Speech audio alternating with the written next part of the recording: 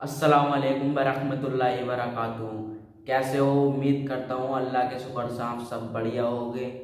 जैसे कि आप लोग जानते होगे, मैं आपके सामने हर रोज़ हर दिन एक नया बयान, नई वीडियो, नई तकरीर आपके सामने पेश करता हूँ। और आज ऐसे ही रमज़ान का बहुत दर्दनाक बयान आपके समातों के हवाले पेश करता ये हूँ। फ़तह मक्का की बात है। हालांकि एक साल पहले हुजूर पाक सल्लल्लाहु ताला अलैहि वसल्लम उम्रा के लिए आए, लेकिन मक्का के कुफ़ार और मुशरिकीन ने आपको उम्रा करने से रोक दिया। मक्का में अंदर आने नहीं दिया। 35 किलोमीटर दूर ही रसूल पाक सल्लल्लाहु ताला अलैहि वसल्लम और उनके साथ तकरीबन 1400 सहाबा थे, सबका रास्ता रोक लिया। ये सन 6 हिजरी की बात थी। ये हुदैबिया के मुकाम पर हुजूर सल्लल्लाहु ताला अलैहि वसल्लम को रोक दिया गया। फिर उसके बाद एग्रीमेंट हुआ, सुलह हुई दोनों फ़रीक़ैन के बीच, मक्का वालों के और हुजूर पाक सल्लल्लाहु अलैहि वसल्लम के। मैंने इससे कबल भी ये सुलह हुदैबिया की बात आप तक पहुंचाई है और मैंने शायद तफसीर में भी इसको अर्ज़ किया है। उसमें एग्रीमेंट में ये था कि आप इस साल उम्रा नहीं करेंगे और एहराम यहीं से उतार करके वापस जाएंगे। बहुत सारी उसमें शिक़ें थी एग्रीमेंट में जो लिखी गई थी सुलहनामे पर। वो ये थी कि मक्का से अगर कोई मदीने भाग करके आए तो आप उसे वापस हमारे हवाले करेंगे, लेकिन मदीने से कोई आया हमारे पास तो हम उसको वापस नहीं करेंगे। ये सब ज़ोर ज़बरदस्ती वाली शिक़ें थी और सब पर रसूल करीम सल्लल्लाहु ताला अलैहि वसल्लम को वो सुलहनामे पर दस्तखत करवा रहे थे। हो गई सुलह। नबी पाक सल्लल्लाहु ताला अलैहि वसल्लम के सहाबा जो है कशमकश में थे कि ऐसे इन कुफ़ार और मुशरिकीन से दब के क्यों सुलह की जा रही है, क्या हमारी ताकत नहीं? जब हम 313 थे तब इनके परखचे उड़ा दिए, आज हम 1400 की तादाद में और करीब आए हैं। इनकी ईंट से ईंट बजा देंगे, इनके दांत खट्टे कर देंगे। सहाबा में जोश था लेकिन मना था कि जंग की गरज से आए नहीं थे। तो जब रसूल पाक सल्लल्लाहु ताला अलैहि वसल्लम वापस जाने लगे मदीने तैयबा, मेरे अजीज़ों, ये 6 हिजरी की बात है। अल्लाह तबारक व तआला ने अपने हबीब पाक सल्लल्लाहु अलैहि वसल्लम पर यह सूरह उतारी, सूरह फतह। ऐ महबूब, हमने आपको रोशन फतह अता फरमाई, जबकि बज़ाहिर वहाँ क्या लग रहा था? सुलह। दब करके सुलह हुई, उम्रा करने नहीं दिए, मक्का जाने नहीं दिए, बीच रास्ते से वापस भेज दिए। और कुरान कह रहा है महबूब हमने आपको रोशन फतह अता की। ये कौन सी फतह है? वही 1 साल बाद होने वाली फतह की बशारत पहले ही मेरे रब ने रसूल को अता फरमाई थी। 1 साल नहीं गुजरा था, 7वीं हिजरी, फिर मेरे आका सल्लल्लाहु ताला अलैहि वसल्लम तशरीफ़ लाए। अल्लाह ताला ने इसी सूरह में फरमाया, लतदखुलुन्नल मस्जिदल हराम इंशाअल्लाहु आमिनीन मुहल्लिकीन रुऊसकुम व मुक़स्सिरीन ला तखाफून। अल्लाह फरमाता है ज़रूर ज़रूर ए हबीब, आप मस्जिद हरम में अमन व अमान के साथ दाखिल होंगे। आप ज़रूर दाखिल होंगे, हलक कराए हुए या कसर कराए हुए, बालों को मुंडाए हुए आप मस्जिद हरम में ज़रूर आएंगे और किसी बात का आपको खौफ नहीं रहेगा। ये पहले ही अल्लाह तबारक व तआला ने फरमाया। जबकि हालात कैसे थे? कुफ़ार मक्का तने हुए थे, कोई करीब आने नहीं देता, लेकिन मेरे मौला ने वादा फरमाया कि ज़रूर आप मस्जिद हरम में दाखिल होंगे अमन व अमान के साथ। और अल्लाह ने अपना वादा सच कर दिखाया। 1 साल में ही नबी मुकर्रम सल्लल्लाहु ताला अलैहि वसल्लम अपने सहाबा के साथ फिर मस्जिद हरम में दाखिल हुए। इस शान से आए कि न जंगो जिताल न कत्लो क़िताल, सिर्फ नबी अकरम सल्लल्लाहु ताला अलैहि वसल्लम की ही मक्का में धूम थी, बात चल रही थी और सहाबा उस दिन बड़ी खुशियों में थे। और मेरे अजीज़ों, वो दिन भी कौन सा था? 20 रमज़ानुल मुबारक का था। रमज़ान की 20 तारीख को मक्का मुकर्रमा की फ़तह का वो अज़ीम दिन है। तो इस सूरह फ़तह में अल्लाह ताला ने अपने हबीब पाक सल्लल्लाहु ताला अलैहि वसल्लम को पहले ही खबर फरमा दी। इसमें एक बैत का भी जिक्र आया है इस सूरह में। अल्लाह ताला फरमाता है, लक़द रज़ियल्लाहु अनिल मुअमिनीन इज़ युबायिऊनका तहत अश-शजरा। हुआ क्या था? एक दरख्त के नीचे हुजूर पाक सल्लल्लाहु अलैहि वसल्लम ने सारे सहाबा से बैत लिया। बैत, इतना लफ्ज़ तो आप समझते हैं, अपने पीरो मुर्शिद के हाथ में हाथ दे करके आप बैत करते हैं। ये गुनाहों से तौबा और अहद करते हैं सीधे रास्ते पर चलने की। वो बैत कौन सी थी? नबी पाक सल्लल्लाहु ताला अलैहि वसल्लम ने सहाबा को जो जमा किया था वो किस बात पर? हुआ ये था कि हुदैबिया के मकाम पर जब हुजूर और सहाबा जमा थे तो मेरे आका सल्लल्लाहु अलैहि वसल्लम ने हज़रत उस्मान गनी को, उस्मान इब्न अफ़्फ़ान रज़ी अल्लाह ताला अन्हु, कासिद बनाकर मक्का भेजा, क्योंकि आप मक्का वालों में बड़े ही इज्जतदार माने जाते, आप अशराफ में से थे, आपके साथ कोई बुरा करता नहीं। तो आपको भेजा गया था कि आप जाएं मक्का के अहवाल देख कर के आएँ, वहाँ वो लोग क्या क्या मीटिंगें कर चुके हैं या क्या हालात हैं। हज़रत उस्मान गनी भी एहराम की हालत में थे, हुजूर के साथ आए हैं मदीने से चलकर मक्का तक, हुदैबिया तक। हुजूर के हुक्म पर वो मक्का अकेले गए। जब मक्का में दाखिल हुए तो मक्का वालों ने आपको नहीं रोका। हज़रत उस्मान की अपनी एक इज्जत थी, पूरे मक्का में आपका एक असर और रसूख भी था, आपको किसी ने कुछ नहीं किया।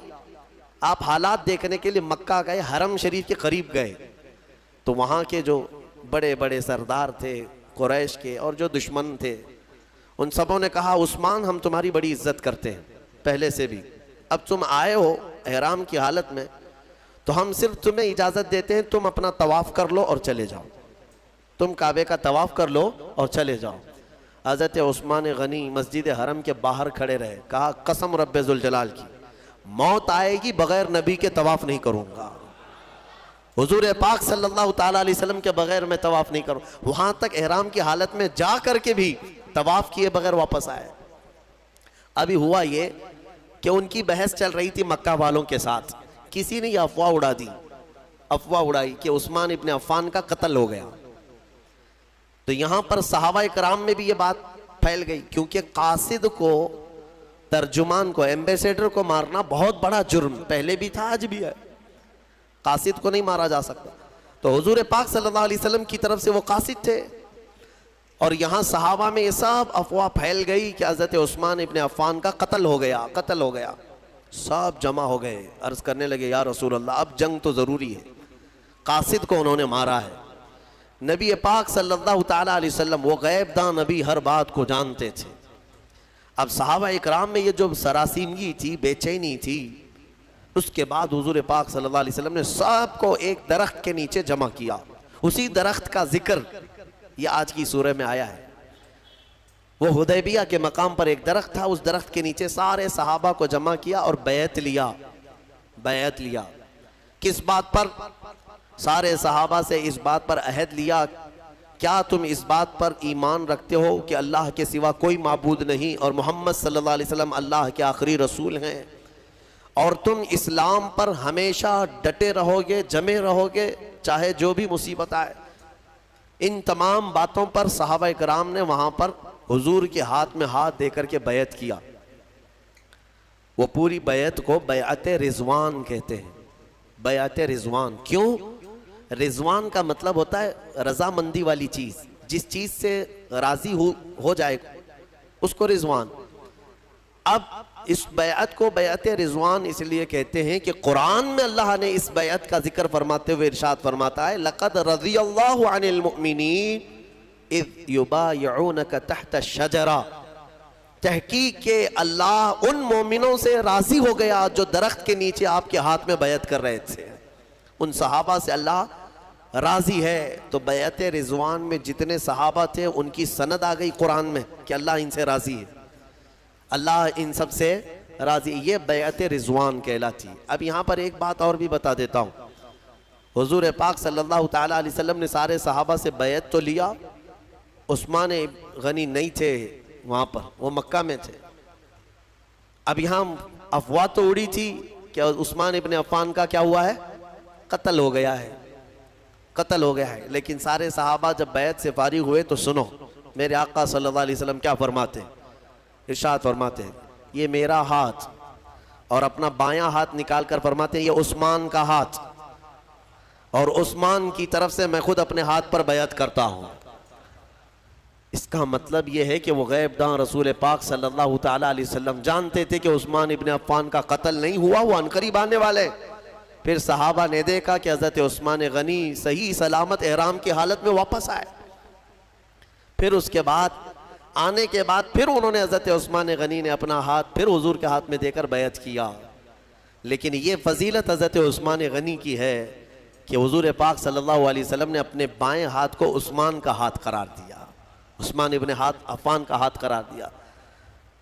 और हज़रत उस्मान गनी रज़ियल्लाहु ताला अन्हु के मुतालिक ये बात भी मिलती है कि आपने जब रसूल करीम सल्लल्लाहु अलैहि वसल्लम के हाथ में हाथ दे करके बैत किया तो उसके बाद वो अपने हाथ की इतनी हिफाजत करते थे कि पूरी ज़िंदगी भर हज़रत उस्मान गनी ने उस हाथ को कभी अपनी शर्मगाह के करीब तक नहीं किया।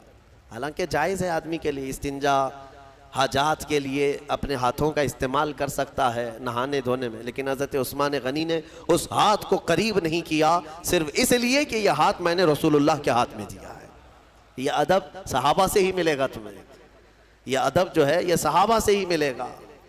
अज़ीज़ान गिरामी, इस सूरह फतह में अल्लाह ताला ने आखिरी आयत में इरशाद फरमाया मुहम्मदुर रसूलुल्लाह, मोहम्मद अल्लाह के रसूल हैं। वल्लदीना माअहू, और जो उनके साथ हैं, कौन है वो? सहाबा इकराम। उनकी सिफात अल्लाह ताला कैसे बयान कर रहा है, कौन लोग हैं वो जो उनके साथ हैं? और उनके साथ जो हैं अशिद्दाउ अलल कुफ्फार, काफिरों पर बहुत सख्त हैं, भारी हैं।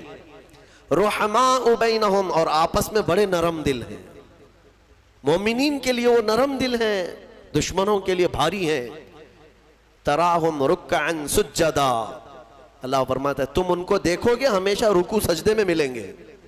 यबतगून फज़लन मिनल्लाहि व रिज़वाना, हमेशा अल्लाह की रज़ा ढूंढते रहेंगे। ये सहाबा की अल्लाह ताला सिफात बयान कर रहा है। नबी के साथ जो हैं, बाज़ मुफस्सिरीन ने फरमाया इस आयत में 4 टुकड़े हैं।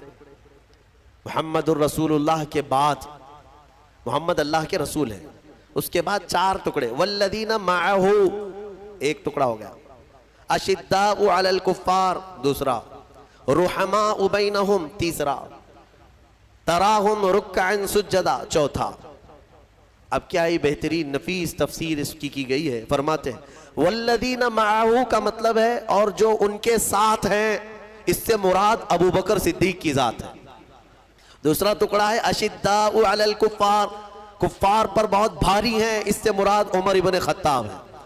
रुहमाउ बैनहुम, आपस में बड़े नरम दिल हैं, इससे मुराद उस्मान इब्न अफ़्फ़ान है।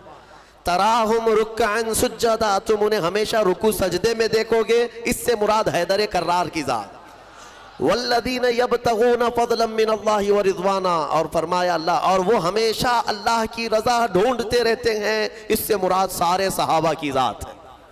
सारे सहाबा को यानी तबका दर तबका यहाँ पर बयान किया गया।